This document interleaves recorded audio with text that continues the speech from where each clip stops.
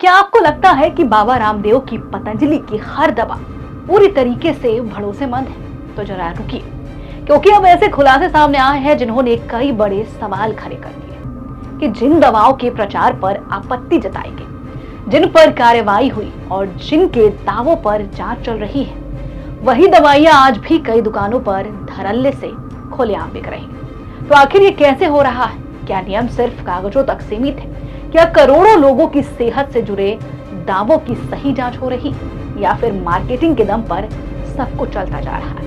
इस वीडियो में हम बात करेंगे महाराष्ट्र एफडीए की कार्रवाई, कानून क्या कहता है, सुप्रीम कोर्ट की टिप्पणी और पूरे मामले की सच्चाई, यानी कि पूरे पतंजलि की सच्चाई। नमस्कार, मैं हूं शालिनी सिंह और आप देख रहे हैं क्यूरियस शालिनी। हाल ही में महाराष्ट्र की एफडीए ने पतंजलि की कुछ आयुर्वेदिक दवाइयों का बड़ा स्टॉक जब्त किया। मीडिया रिपोर्ट्स के अनुसार जब्त की गई दवाओं की कीमत लगभग 51 लाख रुपए बताई जा रही। मामला इन दवाओं से जुड़े प्रचार और दावों को लेकर उठे सवालों से जुड़ा हुआ है। दरअसल रिपोर्ट्स के मुताबिक कुछ उत्पादों के प्रचार में ऐसे दावे किए गए हैं कि वे कैंसर जैसी गंभीर बीमारियों में मददगार हैं, याददाश्त बढ़ा सकते हैं या उम्र बढ़ाने में विशेष लाभ देते हैं, और अब यही दावे अब जांच के दायरे में। चलिए अब बात करते हैं उन 14 दवाइयों के बारे में जिनके लाइसेंस उत्तराखंड सरकार ने सस्पेंड किए थे, जिनके विज्ञापनों पर सुप्रीम कोर्ट तक में सुनवाई हुई और जिनके बारे में बार बार रामदेव बाबा बड़े बड़े दावे करते नजर आए। स्वासरी गोल्ड, स्वासरी बाती, ब्रोमकॉम, स्वासरी पारावाही, स्वासरी आवाले। इनके लिए रामदेव बाबा और उनकी पूरी टीम की तरफ से ये दावा किया जा रहा था कि ये जो दवाइयां हैं श्वास, अस्थमा, खांसी और सांस की बीमारियों को जड़ से खत्म कर देते हैं।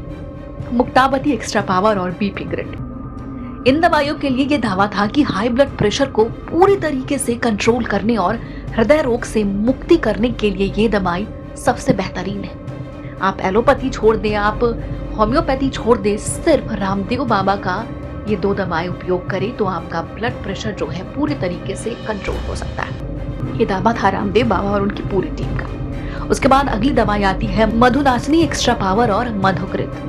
इन दवाइयों के लिए रामदेव बाबा छाती पीट कर हर मंच से ये कहते थे कि अगर आपको डायबिटीज है तो आप ये दवाई खाइए, जड़ से डायबिटीज खत्म हो जाएगा, शुगर कंट्रोल हो जाएगा और फिर वापस भी नहीं आएगा। उसके बाद अगली दवाई है लिवा अमृत एडवांस और लिवाग्रित। लिवर की सारी समस्या, फैटी लिवर और जॉन्डिस अगर किसी व्यक्ति को है तो आप ये 2 दवाई खाओ। उसके बाद है आईग्रिट गोल्ड और पतंजलि दृष्टि आई ड्रॉप। इसके लिए तो रामदेव बाबा के गजब ही दावे थे कि आंखों की रोशनी बढ़ाएगा। आप अगर कहीं से चश्मा ले रखे हो, आप कहीं दूसरे कंपनी की एलोपैथी या फिर होम्योपैथिक दवाइयां यूज कर रहे हो तो आप सब छोड़ दो, आप बस रामदेव बाबा की ये 2 आई ड्रॉप डालो, चमत्कार हो जाएगा, आपकी आंखों की रोशनी बढ़ेगी। जरा सोचिए कि किस तरीके से इतने झूठे दावे और वादे किए जा रहे थे। बाबा रामदेव इन दवाओं के बारे में बार बार कहते रहे कि ये इस तरीके की दवाई है, ये कुछ चमत्कार है, जादुई है, ये आयुर्वेदा है, रामबाण दवाई है, आपकी हर बीमारी को ये खत्म कर सकता है जड़ से। अब जब ये ऐसे दावे कर रहे हैं रामदेव बाबा तो सवाल जरूर उठता है कि अगर ये दावे सही है तो इन्हें बैन क्यों किया गया, और अगर दावे गलत है तो ये दवाइयां आज भी बाजार में कैसे बिक रही हैं। आपको बता दें कि drugs and magic remedies act साफ साफ ये कहती है कि कैंसर, डायबिटीज, बीपी, अस्थमा जैसी बीमारियों में बिना ठोस प्रमाण के इलाज, जड़ से खत्म और अस्थायी राहत जैसे दावे नहीं किए जा सकते। यानी कि हमारे देश में एक एक्ट है, एक कानून है जो ये साफ साफ कहता है कि अगर आप किसी भी तरीके की दवाई को लॉन्च करते हो तो बिना प्रमाण के, बिना लैब टेस्ट के, बिना लोगों पर एक्सपेरिमेंट किए हुए आप ये दवा एक तो आप मार्केट में ले आ रहे हो, वो जो कि आप नहीं ला सकते हो, और अगर आप ला भी रहे हो तो आप ये क्लेम नहीं कर सकते हो कि ये जो दवा है किसी भी बीमारी को, जो कि बीमारी मैंने मेंशन भी किया है जैसे डायबिटीज, बीपी, अस्थमा, इस तरीके की जो बीमारी है उसे जड़ से खत्म करने का दावा आप नहीं कर सकते। लेकिन रामदेव बाबा ने ऐसा किया है।